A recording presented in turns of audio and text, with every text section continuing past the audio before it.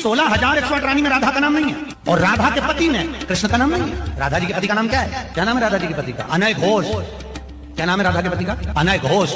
राधा जी की सास का नाम था जटिला, ननन का नाम था कुटिला। राधा जी का विवाह हुआ था ग्राम छाता। कहाँ की रहने वाली थी राधा? जम के बोलो। है बरसाना। पक्के में बरसाने की राधा नहीं थी, राधा जी थी रावल गांव की। बरसाने में तो राधा जी के पिताजी की कचेरी थी, इसमें राधा वर्ष में एक बार कचेरी पर जाती थी, इसलिए उसका नाम है बरसाना, वर्ष में एक बार आना।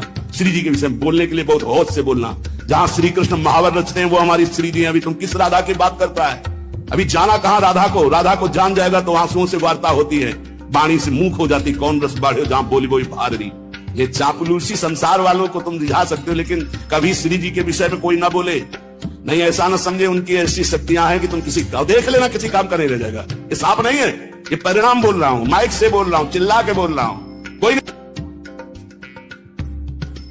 प्रवचन करता है, भगवान की निंदा करता है, श्री जी की अवहेलना की बात करता है, वो हमारी लाडली जो है। और रही बरसाने की बात, श्री जी बरसाने में है कि नहीं, तो अभी कितने ग्रंथों का स्वाध्याय किया है। तो मनाया सो नरक जाओगे।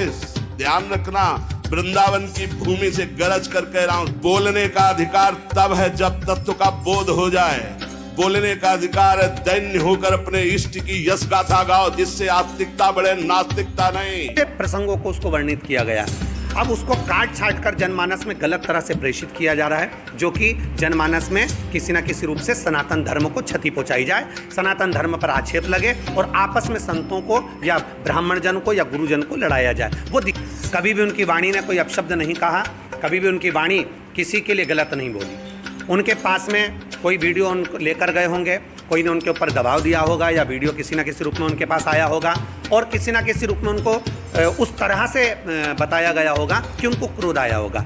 हम कहेंगे एक मंथरा केकई को भड़का देती है, राम उनके हृदय में बैठे हैं तो राम को 14 वर्ष वन भेज देती हैं। तो कहीं ना कहीं किसी ना किसी रूप में कोई ना कोई भड़काने वाला ऐसा व्यक्ति है जिसको प्रदीप मिश्रा नहीं सुहारा। और संत तो संत है, उनको सहजता, उनके हृदय में तो पाप है नहीं, वो तो इस चीज़ को जानते नहीं है कि कौन के अंदर क्या चल रहा है। उसके हृदय में कहीं ना कहीं कुछ कपट